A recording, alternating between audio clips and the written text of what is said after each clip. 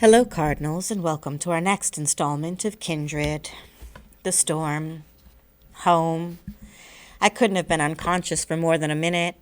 I came to on the living room floor to find Kevin bending over me. There was no one for me to mistake him for this time. It was him, and he was home. We were home. My back felt as though I'd taken another beating, but it didn't matter. I'd gotten us home without either of us being shot. "I'm sorry," said Kevin. I focused on him clearly. "Sorry about what? Doesn't your back hurt?" I lowered my head and rested it on my hand. "It hurts. I fell on you, between Rufus and the horse and you screaming. I don't know how it happened, but thank God it did happen. Don't be sorry, Kevin. You're here. You'd be stranded again if you hadn't fallen on me." He sighed and nodded. "Can you get up? I think I hurt you more by lifting you than you'd hurt yourself by walking." I got up slowly, cautiously, found that it didn't hurt any more to stand than it did to lie down. My head was clear now, and I could walk without trouble. "Go to bed," said Kevin. "Get some rest." "Come with me." Something of the expression he'd had when we met in the laundry yard came back to him, and he took my hands. "Come with me," I repeated softly. "Dana, you're hurt. You're back. Hey." He stopped and pulled me closer. "5 years," I whispered. "That long, yes." "They hurt you." I fingered the scar on his forehead. "That's nothing. It healed years ago, but you—" "Please come with me." He did. He was so careful, so fearful of hurting me. He did hurt me, of course. I had known he would, but it didn't matter. We were safe. He was home. I'd brought him back, and that was enough. Eventually we slept. He wasn't in the room when I awoke. I lay still listening until I heard him opening and closing doors in the kitchen, and I heard him cursing. He had a slight accent, I realized. Nothing really noticeable, but he did sound a little like Rufus and Tom Weylin. Just a little. I shook my head and tried to put the comparison out of my mind. He sounded as though he were looking for something, and after 5 years didn't know where to find it. I got up and went to help. I found him fiddling with the stove, turning the burners on, staring into the blue flame, turning them off, opening the oven, peering in. He had his back to me and didn't see or hear me. Before I could say anything, he slammed the oven door and stalked away, shaking his head. "Christ," he muttered. "If I'm not home yet, maybe I don't have a home." He went to the dining room without noticing me. I stayed where I was, thinking, remembering. I could recall walking along the narrow dirt road that ran past the Weylin house and seeing the house shadowy in twilight, boxy and familiar, yellow light showing from some of the windows. Weylin was surprisingly extravagant with his candles and oil. I had heard that other people were not. I could recall feeling relief at seeing the house, feeling that I had come home, and having to stop and correct myself, remind myself that I was in an alien, dangerous place. I could recall being surprised that I would come to think of such a place as home. That was more than 2 months ago, when I went to get help for Rufus. I had been home to 1976, to this house, and it hadn't felt that home-like. It didn't now. For one thing, Kevin and I had lived together for only 2 days. The fact that I'd had 8 extra days here alone didn't really help. The time, the year was right, but the house just wasn't familiar enough. I felt as though I were losing my place here in my own time. Rufus's time was a sharper, stronger reality. The work was harder, the smells and tastes were stronger, the danger was greater, the pain was worse. Rufus's time demanded things of me that had never been demanded before, and it could easily kill me if I did not meet his demands. That was a stark, powerful reality that the gentle conveniences and luxury of this house of now could not touch. And if I felt that way after spending only short periods in the past, what must Kevin be feeling after 5 years? His white skin had saved him from much of the trouble I had faced, but still, he couldn't have had an easy time. I found him in the living room trying knobs on the television set. It was new to us, that television, like the house. The on-off switch was under the screen out of sight, and Kevin clearly didn't remember. I went to it, reached under, and switched the set on. There was a public service announcement on advising women to see their doctors and take care of themselves while they're pregnant. "Turn it off," said Kevin. I obeyed. "I saw a woman die in childbirth once," he said. I nodded. I never saw it, but I kept hearing about it happening. It was pretty common back then, I guess. Poor medical care or none at all. No, medical care had nothing to do with the case I saw. The woman's master strung her up by the wrists and beat her until the baby came out of her, dropped onto the ground. I swallowed, looking away, rubbing my wrists. I see. Would Weylin have done such a thing to one of his pregnant slave women? I wondered. Probably not. He had more business sense than that. Dead mother, dead baby, dead loss. I'd heard stories, though, about other slaveholders who didn't care what they did. There was a woman on Weylin's plantation whose former master had cut 3 fingers from her hand when he caught her writing. She had a baby nearly every year, that woman. 9 so far, 7 surviving. Weylin called her a good breeder, and he never whipped her. He was selling off her children, though, one by one. Kevin stared at the blank TV screen and then turned away with a bitter laugh. I feel like this is just another stopover, he said, a little less real than the others, maybe. Stopover? Like Philadelphia, like New York and Boston, like that farm in Maine. You did get to Maine then. Yes, almost bought a farm there. Would have been a stupid mistake, and then a friend in Boston forwarded me Weylin's letter. Home at last, I thought, and you. He looked at me. Well, I got half of what I wanted. You're still you. I went to him with relief that surprised me. I hadn't realized how much I'd worried even now that I might not be still me as far as he was concerned. Everything is so soft here, he said. So easy. I know. It's good. Hell, I wouldn't want to go back to some of the pest holes I've lived in for pay, but still. We were walking through the dining room through the hall. We stopped at my office, and he went in to look at the map of the United States that I had on the wall. I kept going farther and farther up the East Coast, he said. I guess I would have wound up in Canada next, but in all my traveling, do you know the only time I ever felt relieved and eager to be going to a place? I think so, I said quietly. It was when he stopped, realizing what I said, and frowned at me. It was when you went back to Maryland, I said, when you visited the Weylins to see whether I was there. He looked surprised, but strangely pleased. How could you know that? It's true, isn't it? It's true. I felt it the last time Rufus called me. I've got no love at all for that place, but so help me, when I saw it again, it was so much like coming home that it scared me. Kevin stroked his beard.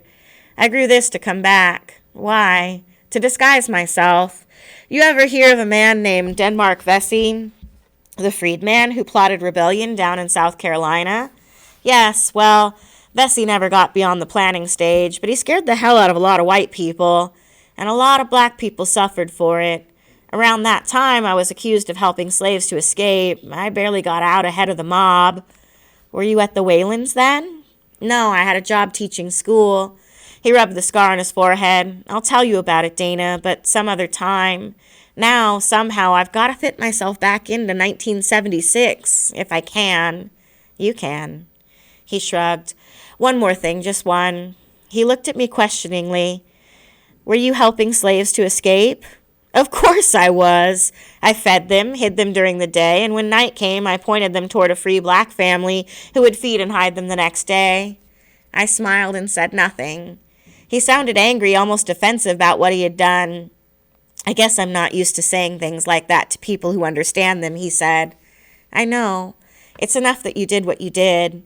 He rubbed his head again. 5 years is longer than it sounds. So much longer.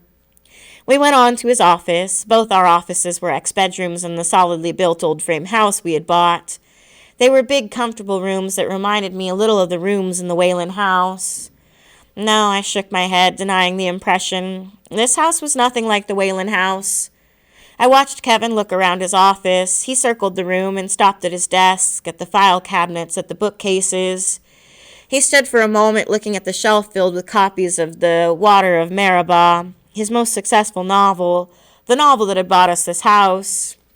He touched a copy as though to take it down and then left it and drifted back to his typewriter. He fumbled with that for a moment, remembering how to turn it on, and then looked at the stack of blank paper beside it and turned it off again. Abruptly, he brought his fist down hard on it. I jumped at the sudden sound. You'll break it, Kevin. What difference would that make? I winced and remembered my own attempts to write when I'd been home last. I had tried and only managed to fill my wastebasket. "What am I going to do?" said Kevin, turning his back on the typewriter. "Christ, if I can't feel anything even in here." "You will. Give yourself time." He picked up his electric pencil sharpener, examined it as though he did not know what it was, and then seemed to remember. He put it down, took a pencil from a china cup on the desk, and put it in the sharpener. The little machine obligingly ground the pencil to a fine point. Kevin stared at it for a moment, and then at the sharpener. "A toy," he said. "Nothing but a damn toy." "That's what I said when you bought it," I told him. I tried to smile and make it a joke, but there was something in his voice that scared me. With a sudden slash of his hand, he knocked both the sharpener and the cup of pencils from his desk. The pencils scattered and the cup broke. The sharpener bounced hard on the bare floor, just missing the rug. I unplugged it quickly. "Kevin." He stalked out of the room before I could finish, and I ran after him and caught his arm. "Kevin." He stopped and glared at me as though I was some stranger who had dared to lay hands on him. "Kevin, you can't come back all at once any more than you can leave all at once. It takes time. After a while, though, things will fall back into place." His expression did not change. I took his face between my hands and looked into his eyes, now truly cold. "I don't know what it was like for you," I said, "being gone so long, having so little control over whether you'd ever get back. I can't really know, I guess. But I do know that I almost didn't want to be alive when I thought I'd left you behind for good. But now that you're back..." He pulled away from me and walked out of the room. The expression on his face was like something I'd seen, something I was used to seeing on Tom Weylin, something closed and ugly. I didn't go after him when I left his office. I didn't know what to do to help him, and I didn't want to look at him and see things that reminded me of Weylin. But because I went to the bedroom, I found him. He was standing beside the dresser looking at a picture of himself as he had been. He had always hated having his picture taken, but I had talked him into this one, a close-up of the young face under a cap of thick gray hair, dark brows, pale eyes. I was afraid he would throw the picture down, smash it as he had tried to smash the pencil sharpener. I took it from his hand. He let it go easily and turned to look at himself in the dresser mirror. He ran a hand through his hair, still thick and gray. He would probably never be bald, but he looked old now. The young face had changed more than could be accounted for by the new lines in his face or his beard. "Kevin." He closed his eyes. "Leave me alone for a while, Dana," he said softly. "I just need to be by myself and get used to things again." And there was suddenly a loud house-shaking sonic boom, and Kevin jumped back against the dresser, looking around wildly. "It's just a jet passing overhead," I told him. He gave me what almost seemed to be a look of hatred, and then brushed past me and went to his office and shut the door. I left him alone. I didn't know what else to do, or even whether there was anything that I could do. Maybe this was something he had to work out for himself. Maybe it was something only time could help. Maybe anything. But I felt so damned helpless as I looked down the hall at his closed door. Finally, I went to bathe, and that hurt enough to hold my attention for a while. And then I checked my denim bag, put a bottle of antiseptic, Kevin's large bottle of Excedrin, and an old pocket knife to replace the switchblade. The knife was larger and easily as deadly as the switchblade I had lost, but I wouldn't be able to use it as quickly, and I would have a harder time surprising an opponent with it. I considered taking a kitchen knife of some kind instead, but I thought one big enough to be effective would be too hard to hide. Not that any kind of knife had been very effective for me so far. Having one just made me feel safer. I dropped the knife into my bag and replaced soap, toothpaste, some clothing, and a few other things. My thoughts went back to Kevin. Did he blame me for the 5 years he had lost, I wondered. Or if he didn't now, would he when he tried to write again? He would try. Writing was his profession. I wondered whether he'd been able to write during the 5 years, or rather, whether he'd been able to publish. I was sure he had been writing. I couldn't imagine either of us going for 5 years without writing. Maybe he'd kept a journal or something. He had changed in 5 years he couldn't help changing, but the markets he wrote for hadn't changed. He might have a frustrating time for a while, and he might blame me. It had been so good seeing him again, loving him, knowing his exile was ended. I had thought everything would be all right, and now I wondered if anything would be all right. I put on a loose dress and went to the kitchen to see what we could make a meal of, if I could get Kevin to eat. The chops I had put out to defrost over 2 months ago were still icy. How long had we been away then? What day was it now? Somehow neither of us had bothered to find out. I turned on the radio and found a news station, tuned in right in the middle of a story about the war in Lebanon. The war there was worse. The president was ordering an evacuation of non-official Americans. That sounded like what he had been ordering on the day Rufus called me. A moment later, the announcer mentioned the day, confirming what I had thought. I had been away only for a few hours. Kevin had been away for 8 days. 1976 had not gone on without us. The news switched to a story about South Africa, blacks rioting there and dying wholesale in battles with police over the policies of the white supremacist government. I turned off the radio and tried to cook the meal in peace. South African whites had always struck me as people who would have been happier living in 19th century or the 18th. In fact, they were living in a past as far as their race relations went. They lived in ease and comfort, supported by a huge number of blacks whom they kept in poverty and held in contempt. Tom Weylin would have felt right at home. After a while, the smell of food brought Kevin out of his office, but he ate in silence. "Can I help?" I asked finally. "Help with what?" There was an edge to his voice that made me wary, and I didn't answer. "I'm all right," he said grudgingly. "No, you're not." He put his fork down. "How long were you away this time?" "A few hours or just over 2 months. Take your pick." There was a newspaper in my office. I was reading it. I don't know how old it is, but it's today's paper. It came the morning Rufus called me last. That's this morning, if you want to believe the calendar, June 18th. It doesn't matter. I wasted my time reading that paper. I didn't know what the hell it was talking about most of the time. It's like I said, the confusion doesn't go away all at once. It doesn't for me either. It was so good coming home at first. It was good. It still is. I don't know anything. You're in too much of a hurry, I stopped and realized I was swaying a little on my chair. "Oh, God, no," I whispered. "I suppose I am," said Kevin. "I wonder how people just out of prison manage to readjust." "Kevin, go get my bag. I left it in the bedroom." "What? Why?" "Go, Kevin." He went, understanding finally. I sat still, praying that he would come back in time. I could feel tears streaming down my face. So soon, so soon. Why couldn't I have just had a few days with him? A few days of peace at home? I felt something pressed into my hands, and I grasped it. My bag. I opened my eyes to the dark blur of it and the larger blur of Kevin standing near me, and I was suddenly afraid of what he might do. "Get away, Kevin." He said something, but suddenly there was too much noise for me to hear him, even if he had still been there. There was water, rain pouring down on me. I was sitting in mud, clutching my bag. I got up, sheltering my bag as much as I could so that eventually I'd have something dry to change into. I looked around grimly for Rufus. I couldn't find him. I peered through the dim gray light, looked around until I realized where I was. I could see the familiar boxy Weylin house in the distance, yellow light at one window. At least there would be no long walk for me this time. In this storm, that was something to be grateful for. But where was Rufus? If he was in trouble inside the house, why had I arrived outside? I shrugged and started toward the house. If he was there, it would be stupid for me to waste time out here. Not that I could get any wetter. I tripped over him. He was laying face down in a puddle so deep the water almost covered his head. Face down.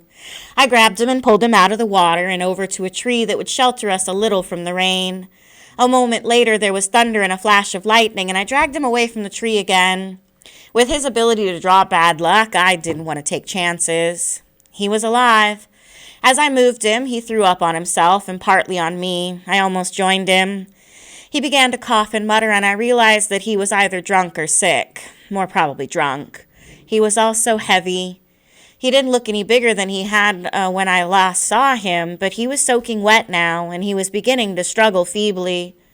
I had been dragging him toward the house while he was still. Now I dropped him in disgust and went to the house alone.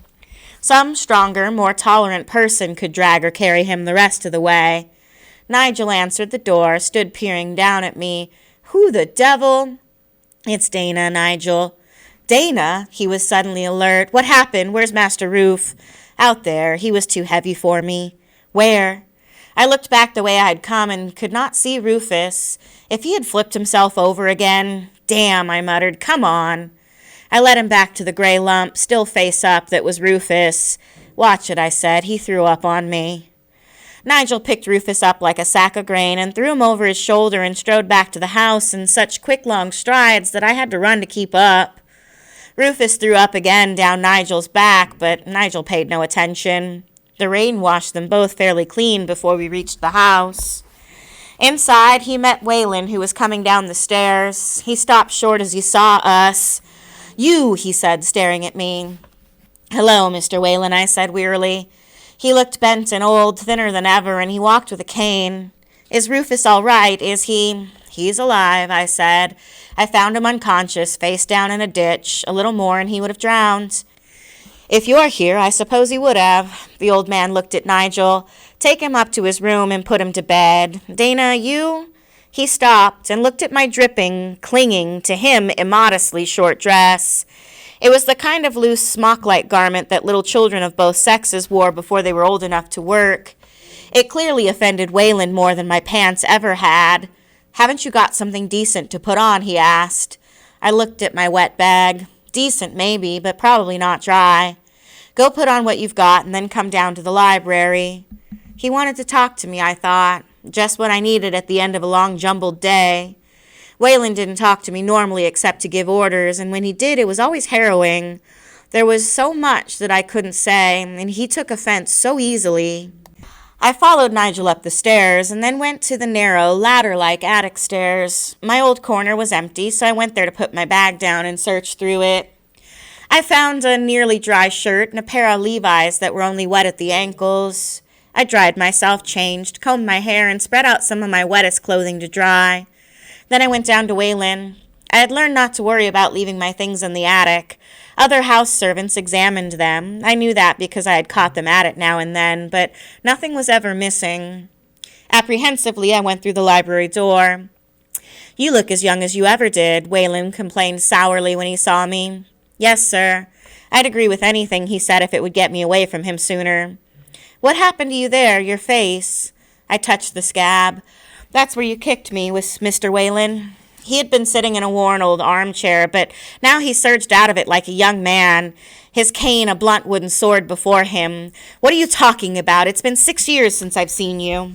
Yes, sir. Well, for me it's only been a few hours. I thought Rufus and Kevin had probably told him enough to enable him to understand, whether he believed or not, and perhaps he did understand. He seemed to get angrier. Who in hell ever said you were an educated? You can't even tell a decent lie. 6 years for me is 6 years for you. Yes, sir. Why did he bother to ask me questions, and why did I bother to answer them? He sat down again and leaned forward, one hand resting on his cane. His voice was softer, though, when he spoke. That Franklin get back home all right? Yes, sir. What would happen if I asked him where he thought that home was? But no, he had done at least one decent thing for Kevin and me, no matter what he was. I met his eyes for a moment. Thank you. I didn't do it for you. And my temper flared suddenly. I don't give a damn why you did it. I'm just telling you, one human being to another, that I'm grateful. Why can't you leave it at that? The old man's face went pale. You want a good whipping, he said. You must not have had one for a while. I said nothing. I realized then, though, that if he ever hit me again, I would break his scrawny neck. I would not endure it again. Weylin leaned back in his chair. Rufus said you didn't know your place any better than a wild animal, he muttered. I always said you were just another crazy. I stood watching him.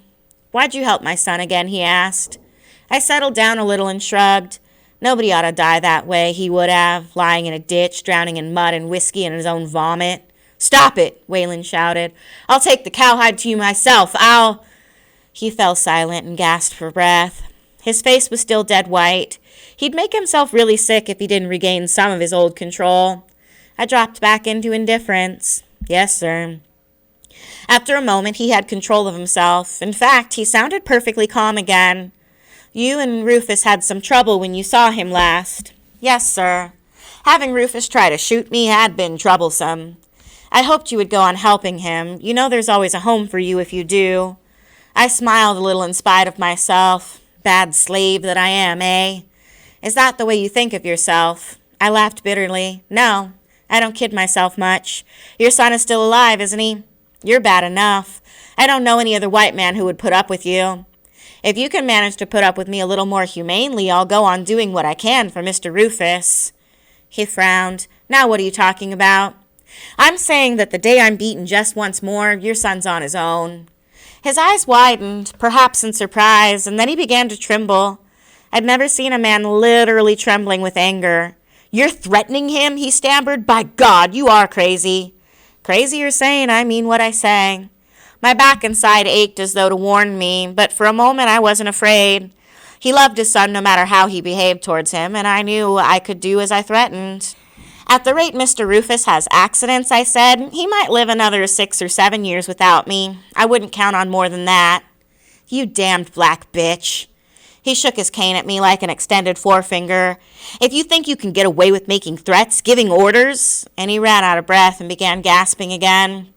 I watched without sympathy, wondering whether he was already sick. Get out, he gasped. Go to Rufus, take care of him. If anything happens to him, I'll flay you alive. My aunt used to say things like that to me when I was little and did something to annoy her. Girl, I'm going to skin you alive. And she'd get my uncle's belt and use it on me. But it never occurred to me that anyone could make such a threat and mean it literally as Weylin meant it now. I turned and left him before he could see that my courage had vanished. He could get help from his neighbors, from the patrollers, probably even from whatever police officials the area had. He could do anything he wanted to me, and I had no enforceable rights. None at all. Rufus was sick again. When I reached his room, I found him lying in bed, shaking violently while Nigel tried to keep him wrapped in blankets. What's wrong with him? I asked. Nothing, said Nigel. Got the ague, I guess. Ague? Yeah, he's had it before. He'll be all right. He didn't look all right to me. Has anyone gone for the doctor? Master Tom don't hardly get Doc West for ague. He says all the doc knows is bleeding and blistering and purging and puking and making folks sicker than they was to start. I swallowed, remembering the pompous little man I had disliked so. Is the doctor really that bad, Nigel? He gave me some stuff once, nearly killed me. From then on, I just let Sarah doctor me when I'm sick. At least she don't dose slaves like they was horses or mules. I shook my head and went close to Rufus's bed. He looked miserable, seemed to be in pain. I tried to think what the ague might be. The word was familiar, but I couldn't remember where I'd heard or read it. Rufus looked at me red-eyed and tried to smile, though the grimace he managed was far from pleasant. To my surprise, his attempt touched me. I hadn't expected to still care about him except for my own and my family's sake, and I didn't want to care. Idiot, I muttered down at him. He managed to look hurt. I looked at Nigel and wondered whether the disease could be as unimportant as he thought. Would he think it was important if he had been the one on his back shaking? Nigel was busy plucking his wet shirt away from his skin. No one had given him a chance to change his clothes, I realized. Nigel, I'll stay here if you want to go dry off, I said. He looked up and smiled at me. You go away for 6 years, he said, and then come back and fit right in. It's like you never left. Every time I go, I keep hoping I'll never come back. He nodded. But at least you get some time of freedom. I looked away, feeling strangely guilty. That, yes, I did get some freedom. Not enough, but probably more than Nigel would ever know. I didn't like feeling guilty about it, and then something bit me on my ear, and I forgot my guilt. As I slapped my ear, I remembered finally what the ague was. Malaria. I wondered dully whether the mosquito that had just bitten me was carrying the disease. In my reading, I'd come across a lot of misinformation on malaria, and none of it led me to believe the disease was as harmless as Nigel seemed to think. It might not kill, but it weakened, and it recurred, and it could lower one's resistance to other diseases. Also, with Rufus lying exposed as he was to new mosquito attacks, the disease could be spread over the plantation and beyond. Nigel, is there anything we can hang up to keep the mosquitoes off of him? Mosquitoes? He wouldn't feel it if 20 mosquitoes bit him right now. No, but the rest of us would be feeling it eventually. What do you mean? Does anybody else have it now? Don't think so. Some of the children are sick, but I think they have something wrong with their faces. One side all swollen up. Mumps? Never mind. Well, let's see if we can keep this from spreading. Is there any kind of mosquito netting or whatever people use here? Sure, for white folks, but would you get some? With the help of the canopy, we should be able to enclose him completely. Dana, listen. I looked at him. What do mosquitoes have to do with the og? I blinked and stared at him in surprise. He didn't know. Of course he didn't. Doctors of the day didn't know, which probably meant that Nigel wouldn't believe me when I told him. After all, how could a thing as tiny as a mosquito make anybody sick? Nigel, you know where I'm from, don't you? He gave me something that wasn't quite a smile. Not New York. No. I know where Master Roof said you was from. It shouldn't be that hard for you to believe him. You've seen me go home at least once. Twice. Well, he shrugged. I can't say. If I hadn't seen it, the way you go home, I'd just figure you were one crazy. But I haven't even seen anybody do what you did. I don't want to believe you, but I guess I do. Good. I took a deep breath. Where I'm from, people have learned that mosquitoes carry og. They bite somebody who's sick with it, and then later they bite healthy people and give them the disease. How? They suck blood from the sick and pass on some of that blood when they bite a healthy person. Like a mad dog that bites a man and drives the man mad. No talk about microorganisms. Nigel not only wouldn't believe me, he might decide I really was crazy. Doc says it's something in the air that spreads og, something off bad water and garbage. A miasma, he called it. He's wrong. He's wrong about the bleeding and the purging and the rest. He was wrong when he dosed you, and he's wrong now. It's a wonder that any of his patients survive. I heard he was good and quick when it comes to cutting off legs or arms.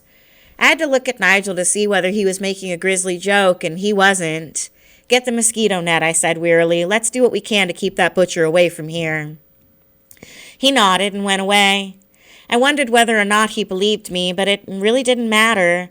It wouldn't cost anyone anything to take this small precaution. I looked down at Rufus to see that he had stopped trembling and closed his eyes. His breathing was regular, and I thought he was asleep. Why do you keep trying to kill yourself? I said softly. I hadn't expected an answer, so I was surprised when he spoke quietly. Most of the time, living just isn't worth the trouble. I sat down next to his bed. It never occurred to me that you might really want to die. I don't. He opened his eyes and looked at me and then shut them again and covered them with his hands. But if your eyes and your head and your leg hurt the way mine do, dying might start to look good. Your eyes hurt? When I look around. Did they hurt before when you had og? No, this isn't og. Og is bad enough. My leg feels like it's coming off in my head. He scared me. His pain seemed to increase, and he twisted his body as though to move away from it, and then untwisted quickly and lay panting. Ruf, I'm going to get your father. If he sees how sick you are, he'll send for the doctor. He seemed to be too involved with his own pain to answer, and I didn't want to leave him until Nigel came back, though I had no idea what I could do for him. My problem was solved when Weylin came in with Nigel. What's all this about mosquitoes giving people og? He demanded. We may be able to forget about that, I said. This doesn't look like malaria. Og, he's in a lot of pain. I think someone should go for the doctor. You're doctor enough for him. But I stopped and took a deep breath and made myself calm down. Rufus was groaning behind me. Mr. Weylin, I'm no doctor. I don't have any ideas what is wrong with him. Whatever professional help is available, you should get it for him. Should I now? His life may be at stake. Weylin's mouth was set in a straight, hard line. If he dies, you die, and you won't die easy. You already said that, but no matter what you do to me, your son will still be dead. Is that what you want? You do your job, he said stubbornly, and he'll live. You're something different. I don't know what, which, devil, I don't care. Whatever you are, you just about brought a girl back to life when you came here last, and she wasn't even the one you came to help. You come out of nowhere and you go back into nowhere. Years ago, I would have sworn there couldn't ever be anybody like you. You're not natural, but you can feel pain, and you can die. Remember that and do your job. Take care of your master. But I tell you, he walked out of the room and shut the door behind him. We got the mosquito netting and used it just in case. Nigel said Weylin didn't really mind letting us have it. He just didn't want to hear any more damn nonsense about mosquitoes. He didn't like to be taken for a fool. He's as close to being scared of you as he's ever been of anything, said Nigel. I think he'd rather try to kill you than admit it, though. I don't see any sign of fear in him. You don't know him the way I do, Nigel paused. Could he kill you, Dana? I don't know. It's possible. We better get Master Roof well, then. Sarah has a kind of tea she makes that kind of helps the og. Maybe it'll help whatever Master Roof has now. Would you ask her to brew a pot? He nodded and went out. Sarah came upstairs with Nigel to bring Rufus the tea and to see me. She looked old now. Her hair was streaked with gray and her face lined, and she walked with a limp. Dropped a kettle on my foot, she said. Couldn't walk at all for a while. She gave me the feeling that everyone was getting older, passing me by. She brought me roast beef and bread to eat. Rufus had a fever now. He didn't want the tea, but I coaxed and bullied until he swallowed it. And then we all waited, but all that happened was that Rufus's other leg began to hurt. His eyes bothered him most because moving them hurt him, and he couldn't help following my movements or Nigel's around the room. Finally, I put a cool damp cloth over them. That seemed to help. He had a lot of pain in his joints, his arms, his legs, everywhere. I thought I could ease that, so I took his candle and went up to the attic for my bag. I was just in time to catch a little girl trying to get the top off my Excedrin bottle. It scared me. She could have easily chosen the sleeping pills. The attic wasn't as safe a place as I had thought. No, honey, give those to me. They yours? Yes. They candy? Good Lord. No, they're medicine. Nasty medicine.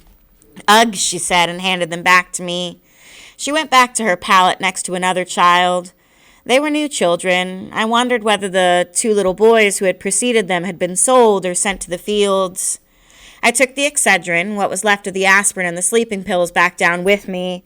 I would have to keep them somewhere in Rufus's room, or eventually one of the kids would figure out how to get the safety caps off.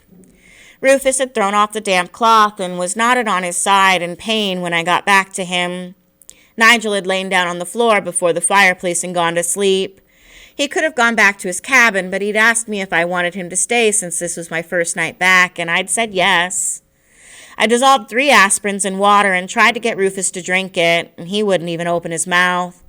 So I woke Nigel, and Nigel held him down while I held his nose and poured the bad-tasting solution into his mouth as he gasped for air. He cursed us both, but after a while he began to feel a little better, temporarily. It was a bad night. I didn't get much sleep, nor was I to get much for 6 days and nights following. Whatever Rufus had, it was terrible. He was in constant pain. He had fever. Once I had to call Nigel to hold him while I tied him down to keep him from hurting himself. I gave him aspirins, too many, but not as many as he wanted. I made him take broth and soup and fruit and vegetable juices. He didn't want them. He never wanted to eat, but he didn't want Nigel holding him down either. He ate. Alice came in now and then to relieve me. Like Sarah, she looked older. She also looked harder. She was a cool, bitter older sister to the girl I had known.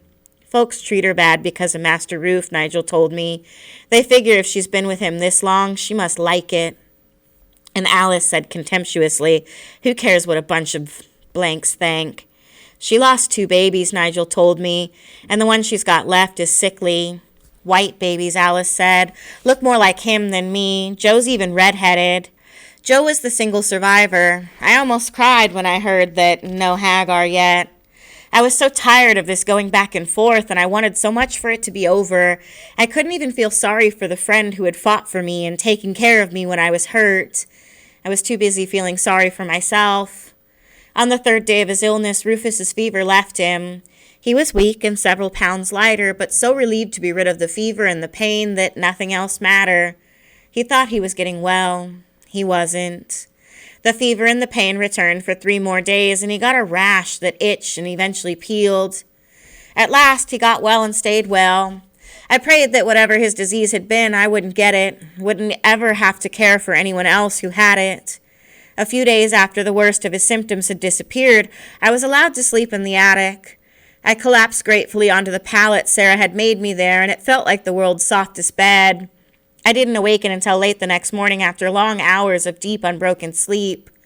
I was still a little groggy when Alice came running up the steps and into the attic to get me. "Master Tom is sick," she said. "Master Roof wants you to come." "Oh, no," I muttered. "Tell him to send for the doctor." "Already sent for, but Master Tom's having bad pains in his chest." The significance of that filtered to me slowly. Pains in his chest? "Yeah, come on, they in the parlor." God, that sounds like a heart attack. There's nothing I can do. Just come, they want you. I pulled on a pair of pants and threw on a shirt as I ran. What did these people want from me? Magic? If Weylin was having a heart attack, he was going to either recover or die without my help.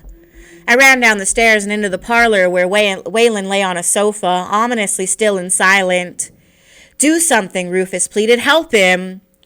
His voice sounded as thin, as weak as he looked. His sickness had left its mark on him, and I wondered how he had gotten downstairs.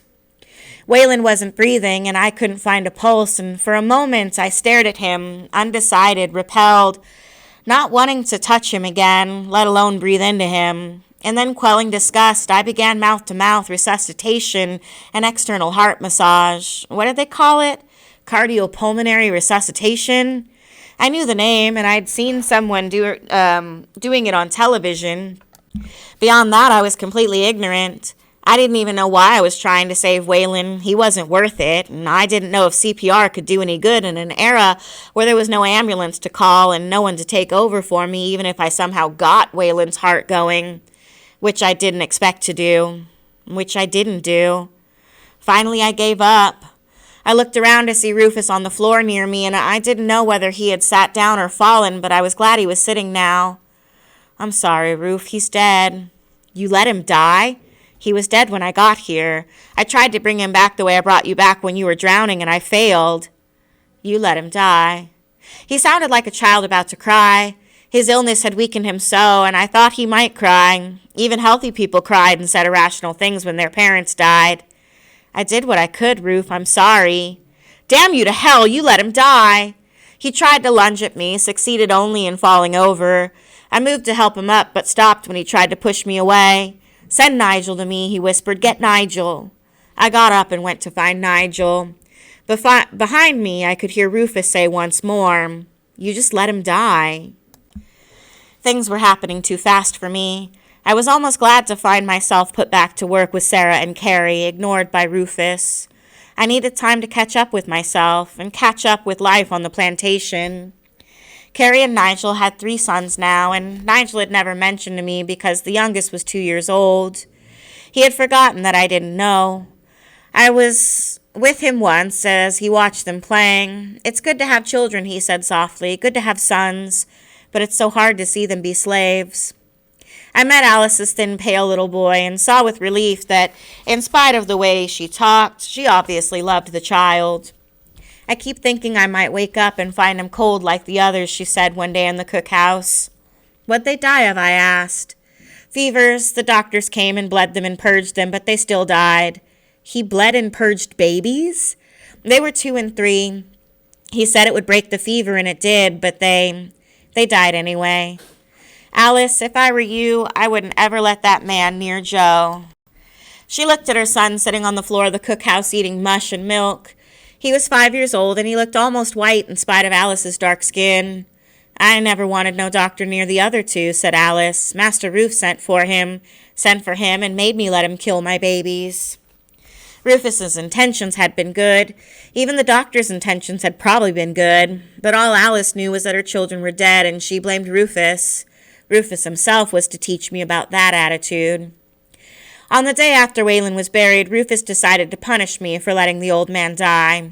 I didn't know whether he honestly believed I had done such a thing. Maybe he just needed to hurt someone. He did lash out at others when he was hurt. I had already seen that. So on the morning after the funeral, he sent the current overseer, a burly man named Evan Fowler, to get me from the cookhouse. Jake Edwards had either quit or been fired sometime during my 6-year absence. Fowler came to tell me that I was to work in the fields. I didn't believe it. Even when the man pushed me out of the cookhouse, I thought it was just another Jake Edwards throwing his weight around. But outside, Rufus stood waiting and watching. I looked at him and then back at Fowler. "This the one?" Fowler asked Rufus. "That's her," said Rufus, and he turned and he went back into the main house. Stunned, I took the sickle-like corn knife Fowler thrust into my hands and let myself be herded out toward the cornfield. Herded. Fowler got his horse and rode a little behind me as I walked. It was a long walk. The cornfield wasn't where I had left. Apparently, even in this time, planters practiced some form of crop rotation. Not that it mattered to me. What in the world could I do in a cornfield? I glanced back at Fowler. "I've never done field work before," I told him. "I don't know how." "You'll learn," he said, and he used the handle of his whip to scratch his shoulder. I began to realize that I should have resisted, should have refused to let Fowler bring me out here where only other slaves could see what happened to me. Now it was too late. It was going to be a grim day. Slaves were walking down rows of corn, chopping the stalks down with golf swing strokes of their knives. 2 slaves worked a row, moving toward each other. Then they gathered the stalks they had cut and stood them in bunches at opposite ends of rows. It looked easy, but I suspected that a day of it could be backbreaking. Fowler dismounted and pointed towards a row. "You chop like the others," he said. "Just do what they do. Now get to work." He shoved me toward the row. There was already someone at the other end of it working toward me, someone quick and strong, I hoped, because I doubted that I would be quick or strong for a while. I hoped that the washing and scrubbing at the house and the factory and warehouse work back in my own time had made me strong enough to survive. I raised the knife and chopped at the first stalk. It bent over, partially cut. At the same moment, Fowler lashed me hard across the back. I screamed, stumbled, and spun around to face him, still holding my knife. Unimpressed, he hit me across the breasts. I fell to my knees and doubled over in a blaze of pain, and tears ran down my face. Even Tom Weylin hadn't hit slave women that way, any more than he'd kicked slave women in their groin. Fowler was an animal, and I glared at him in pain and hatred. "Get up," he said. I couldn't. I didn't think anything could make me get up just then, until I saw Fowler raising the whip again. Somehow, I got up. "Now do what the others do," he said. "Chop close to the ground and chop hard." I gripped the knife, felt myself even more eager to chop him. "All right," he said, "try it and get it over with. I thought that you was supposed to be smart." He was a big man. He hadn't impressed me as being very quick, but he was strong.